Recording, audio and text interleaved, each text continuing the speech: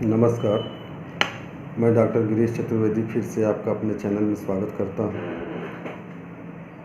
और आज हम लोग कुछ नया टॉपिक पढ़ेंगे, इरिथ्रोसाइट सेडिमेंटेशन रेट। इरिथ्रोसाइट मतलब क्या होता है आप जानते हैं। इरिथ्रो मतलब रेड होता है, साइट्स मतलब सेल होता है। इरिथ्रोसाइट्स का मतलब होता है लाल रक्त कणिका,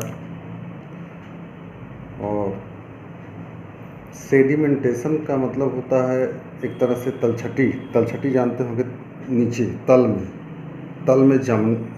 सेडिमेंटेशन मतलब तल में जमना, और रेट का मतलब होता है दर। इरिथ्रोसाइट सेडिमेंटेशन रेट का मतलब है आरबीसी का तलछटी में जमने की दर को।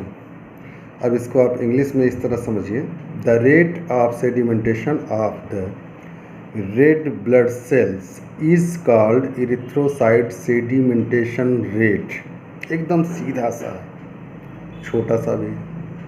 फिर से एक बार देखिए, the rate of sedimentation of the red blood cells और erythrocyte is called erythrocyte sedimentation rate.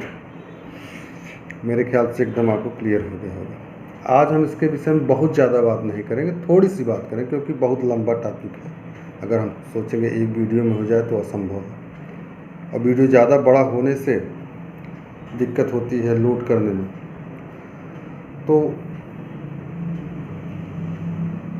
हम ब्लड को एक ट्यूब में, जिसको ESR ट्यूब कहते हैं, उसी में रख करके देखते हैं कि ये कितना बैठा, इसकी बैठने की दर क्या है, 1 घंटे में कितना बैठता है, उसी को नोट आउट करके हम रिपोर्ट देते हैं। यही इसका प्रोसेस है, और बाकी सब आपको प्रैक्टिकल वाले सर बताएंगे। लेकिन आज हम लोग यहाँ पर सिर्फ उसके सिद्धांत की बात करेंगे।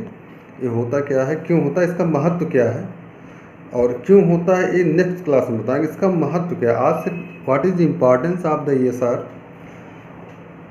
In the clinical practice.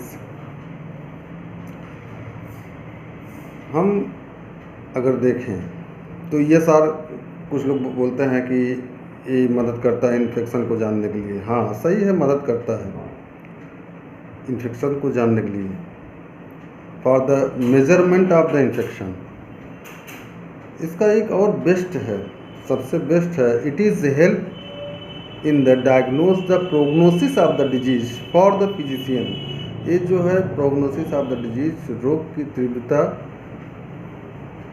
और रोग के उतार चढ़ाव को जानने के लिए मदद करता है। अगर किसी पेशेंट को डॉक्टर ट्रीट कर रहा है और उसका मान लीजिए ESR बढ़ा हुआ, तो अगर वह जैसे जैसे नीचे आता जाएगा ESR का लेवल, वैसे वैसे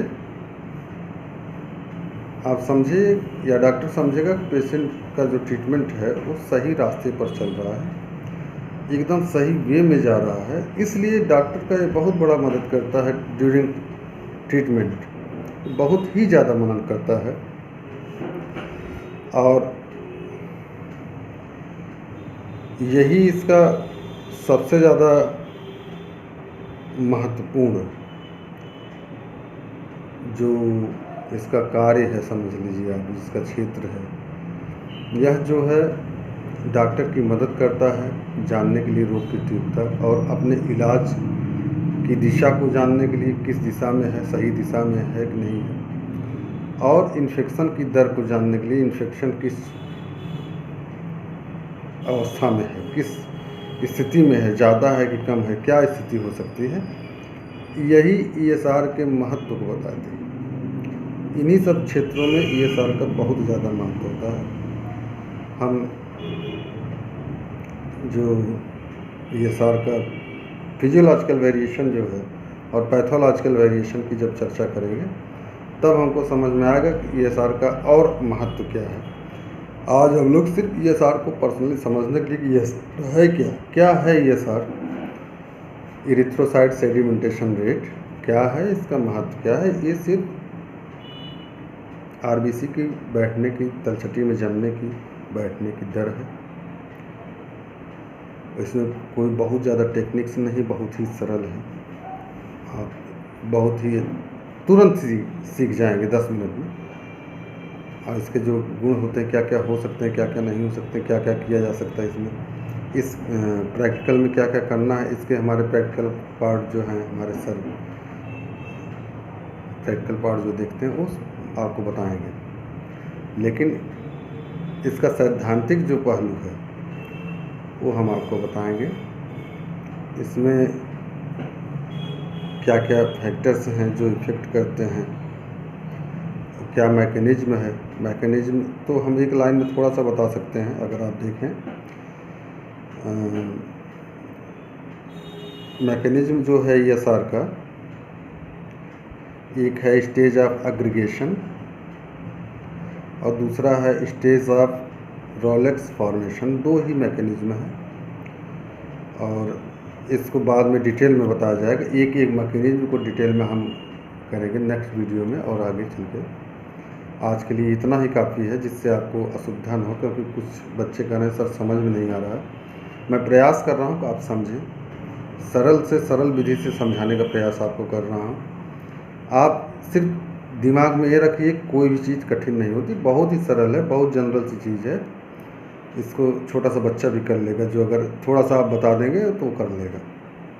मेरे ख्याल से आप तो बहुत परिपक्व हैं, इसलिए आपके लिए कोई दिक्कत की चीज़ नहीं है।